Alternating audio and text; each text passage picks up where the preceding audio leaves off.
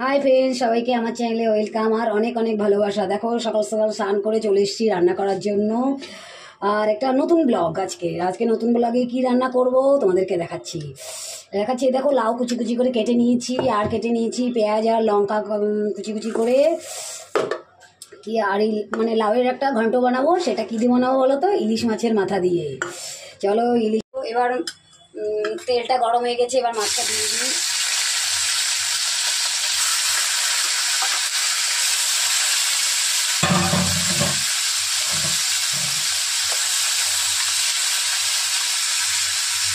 দেখো মাছটা ভাজা হয়ে গেছে, আবার মাছটা নামিয়ে নেবো।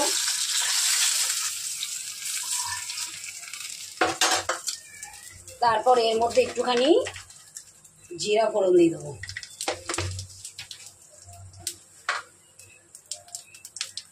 আর দিয়ে দেবো দুটো শুকনো লঙ্কা, ঠিক আছে। আর তার সাথে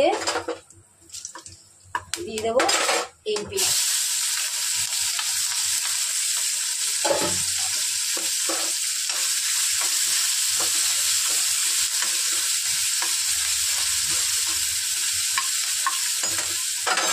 আর তার এর মধ্যে দিয়ে দেবো লবণ, আর দিয়ে দেবো একটু হলুদ।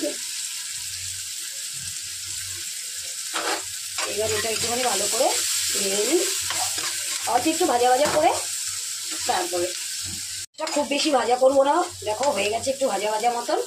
এবার এর মধ্যে দিয়ে দেবো এই লাউগুলো।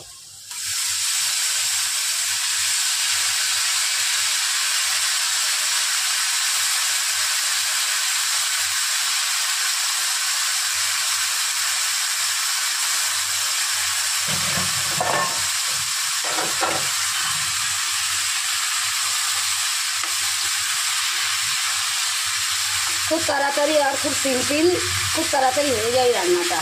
আর তো জানো, ইলিশ মাছের মাথা দিয়ে কিছু রান্না করলেই সেটা টেস্টের কোনো খবর হবে না, এত টেস্ট। মানে আমার তো মানে কিছুতেই ইলিশ মাছের মাথা দিলে হেভি লাগে।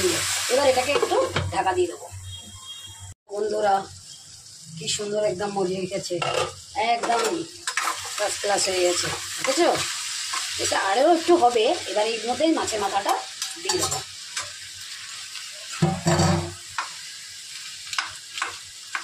মাছের মাথাটা একটুখানি একটু একটু করে ভেঙে দেবো, না হলে টেস্ট লাগবে না। এইবার আবার একটুখানি ঢেকে দেবো, তারপরেই ব্যাস হয়ে যাবে। দেখো হয়ে গেল, এবার রান্নাটা পুরো কমপ্লিট। তোমাদেরকে কি বলবো, তোমরা তো আর সেন্ট পাচ্ছ না। এটা এত সুন্দর সেন্ট বেরিয়েছে, মানে সে কী বলবো তোমাদেরকে। হেভি সুন্দর সেন্ট বেরিয়েছে। এমনিতে তো বাঙালিরা এভাবে খায়, কিন্তু লাউ দিয়ে কেউ খায় কিনা আমি এতটা জানি না। তবুও তোমরা এরকম করে একবার করে দেখবে, ট্রাই করবে।